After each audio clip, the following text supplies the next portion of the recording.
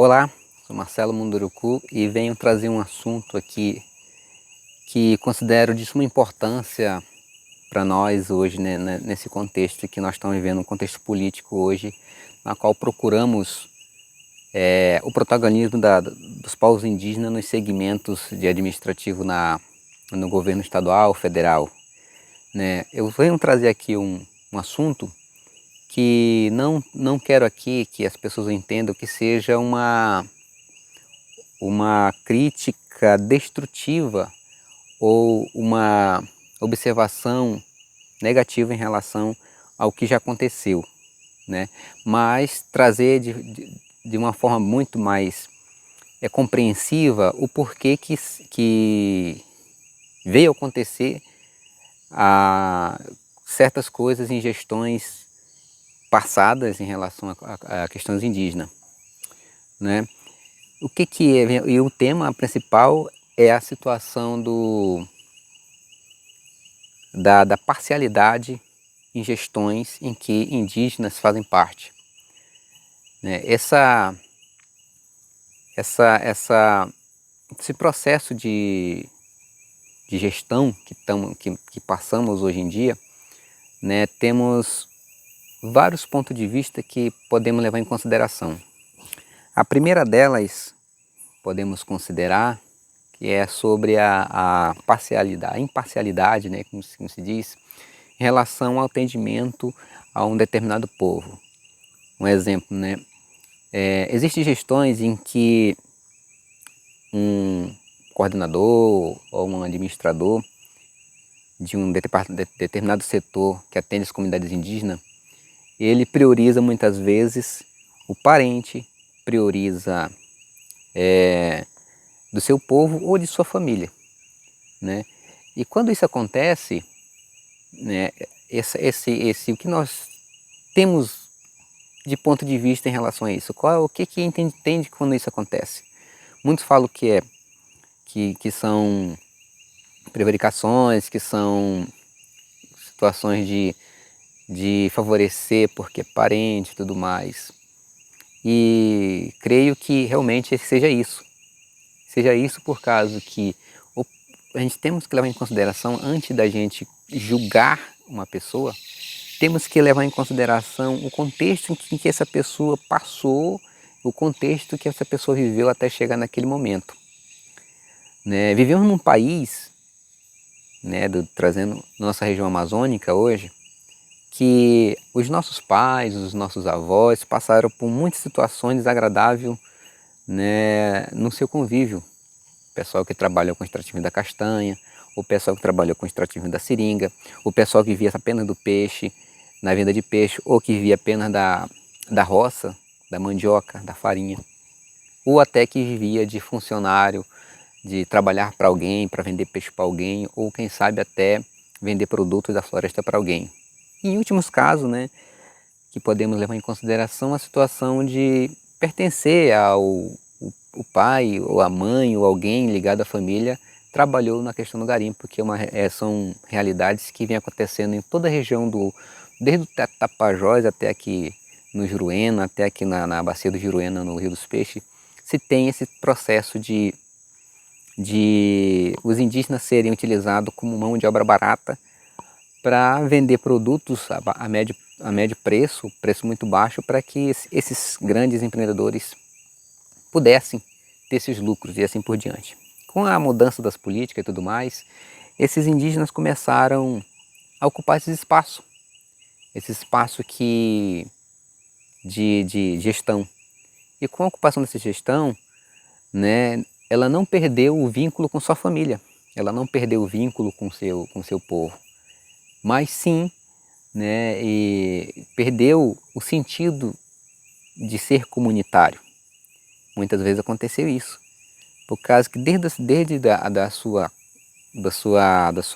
seu crescimento como ser humano, independente de ser indígena ou não, ele observou que ser parente ou ser próximo, digo assim, ser próximo a alguém que se diz importante, ser próximo de um regatão, ser próximo de um comerciante, ser próximo de alguém que é um político que gerencia, isso lhe dava certas vantagens. E na cabeça dessa pessoa que nesse período, depois de 1960 para cá, década de 60, 70, até 80 mesmo, a gente viu esse comportamento de centralizar o atendimento às pessoas que eram do seu convívio familiar, era convívio do seu povo. Isso na antropologia, isso no ponto de vista social, é visto como etnocentrismo. Uma palavra que hoje nós podemos entender como que pode configurar isso, que colocamos a nossa etnia no centro de todos os atendimentos, priorizando apenas aquele pessoal que eu sei que sofreu igual eu, que eu sei que sofreu, compartilhou as mesmas dores, os mesmos horrores, e eu sinto que eu tenho uma missão de ajudar esse pessoal. Então, quando a gente fala isso, a gente está fortalecendo esse etnocentrismo na gente.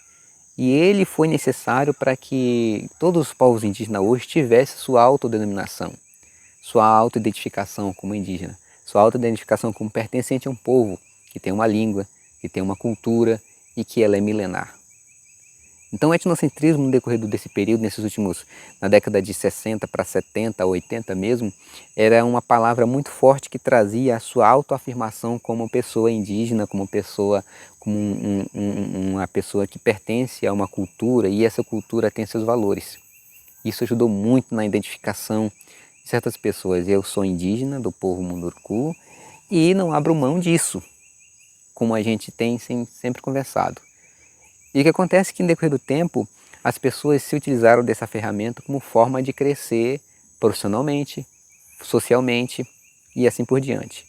Então, quando chegamos nesse entendimento, entendemos que o etnocentrismo ajudou a gente a ter essa autoafirmação como indígena. Mas ela é uma ferramenta, como todas as outras ferramentas de crescimento social, de tecnologia social que hoje já estão dentro das comunidades indígenas. E que nós, indígenas hoje, procuramos entender o que significa esse etnocentrismo. Porque se não é algo que vem atender a nossa população, mas que vem atender ao meu desejo próprio de ter o poder de gestão, o poder de decisão, isso já não passa a ser mais um etnocentrismo. Ele passa a ser um egocentrismo. É o seu ego, o seu eu que quer sobrepor sobre as demais pessoas. E esse entendimento as pessoas utilizam disso para contrapor, né, trazer uma observação que o etnocentrismo e o egocentrismo é totalmente contra aos princípios comunitários do bem comum que tem tudo em comum, que atende independente do seu povo, independente da sua família, independente do seu modo de vida. E cada gestor indígena hoje precisa desse entendimento de maneira muito clara, por causa que isso pode atrapalhar seu trabalho, isso pode trabalhar sua vida profissional, isso pode trabalhar a sua vida pessoal e a sua vida familiar. Por causa que quando nós deixamos esses instrumentos sobrepor a gente, nós perdemos o verdadeiro sentido de comunidade, de tudo em comum, de que eu estou ali, de que a gente trabalha por um coletivo e para um bem maior do que simplesmente o meu bem-estar. Então, quando existem parentes que questionam sobre outros que vão assumir cargos nessa gestão desse governo, vem-se a pergunta, mas será que ele não vai priorizar somente a família, somente o grupo dele? Talvez sim, se eu tivesse nos anos 80, se eu tivesse nos anos 90 até então. Mas nós estamos nos anos 2000. Nós tivemos um processo de formação justamente para que a gente pudesse abrir a mente em relação a essas mazelas que vêm atrapalhando a nossa forma de organização no decorrer desses últimos anos, né? Então, tudo isso são ferramentas para que nós refletimos e pensamos assim, se alguém fizer isso, se algum gestor indígena fizer isso, é porque realmente quer fazer, é porque realmente tem esse entendimento.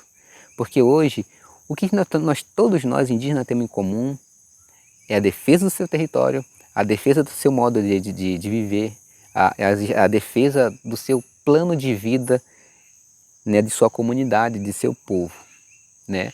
Mas que todos esses planos eles são semelhantes entre todas as etnias aqui da nossa região noroeste de Mato Grosso. E pensando nisso, é que nós temos que utilizar todas as ferramentas necessárias para não perder essa autonomia, para não perder aquilo que a gente perdeu muito no decorrer desses últimos tempos, na qual muitas vezes foi utilizado o egocentrismo, o etnocentrismo, para que a gente não realmente fizesse as coisas acontecer em benefício da maioria, em benefício de um coletivo maior, em benefício de uma política que viesse a atender de forma efetiva nossas comunidades e os nossos anseios. É por isso que quando eu venho falar sobre o etnocentrismo e sobre o egocentrismo, eu quero me reportar às pessoas que de alguma maneira podem ter esse entendimento, né? Ou pode não entender sobre o assunto. E penso que esse fato de nós entendermos o que é o etnocentrismo e o que é o egocentrismo, nós podemos evitar muitos problemas no decorrer do processo, né? O etnocentrismo ele é uma ferramenta que foi muito utilizada nesses últimos tempos, né? E que precisa ser usado sim, mas em determinadas situações, mas não contra o próprio parente, não contra as outras pessoas, né? Não é errado dizer que cada povo tem sua importância, que o povo da etnia tal pertence do etnocentrismo, daquela etnia no centro de de todos os assuntos. Não é dizer que ele é melhor ou pior, mas sim que nós somos iguais enquanto direito, mas diferentes enquanto povo, enquanto culturas. E essa diferença é que enriquece o nosso mundo, que enriquece a nossa realidade, que enriquece os conhecimentos, né? Ser diferente, sim, mas ser melhor que o outro, não. Por causa que quando a gente se põe nessa situação, nós estamos trabalhando no etnocentrismo. E muitos, pode ser que eu esteja imaginando, pode ser que eu esteja até pré-julgando certas situações que muitos hoje utilizam do etnocentrismo como forma de benefício próprio ou benefício apenas de um ponto de vista errado sobre determinada pessoa, sobre determinadas ações ou sobre determinada política que muitas vezes vem para somar, e por a gente não entender como é que funciona esse pensamento etnocentrista, acabamos subjugando, acabamos submetemos esse pensamento, e que traz consigo, se você não fizer igual eu estou pensando, você não é digno de pertencer a esse povo. Então isso é uma ferramenta muito poderosa, é uma ferramenta muito ardilosa, muito sorrateira, de utilizar a próprio gosto, o etnocentrismo para benefício próprio. Você sabe que as pessoas, toda a comunidade, todo o povo tem seu próprio pensamento, e as pessoas têm suas ideias individuais, né? E que também temos que respeitá-lo, esse pensamento individual. Mas não pode se focar apenas o individual, ele traz o ego, do eu, do egocentrismo crescer, que vinha prejudicar um coletivo maior. E todos os pensadores da antiguidade falavam, quando eu começo a pensar em ideias, em ações que vêm prejudicar um coletivo, essa ideia não é boa. Essa ideia não vai favorecer. Essa ideia que não vai nos ajudar. Mas se for uma ideia nova, uma ideia que eu não conheço, uma ideia que ainda não tem uma experiência de experimentar, é possível que dê certo. Por causa as políticas de atendimento às comunidades, todas elas, desde os seus primórdios, ela vem tendo modificações de atendimento, de entendimento e forma de atingir as comunidades. Então, eu venho de maneira muito clara aqui, para no vídeo não ficar muito alto, trazer essa realidade, para esse entendimento, para nós pudermos entender o que é o etnocentrismo e o egocentrismo, que muitas vezes a gente deixa transpassar em muitos debates e reuniões e até ponto de vista diferente quando vamos debater sobre a política indigenista hoje no nosso meio. Mas era isso.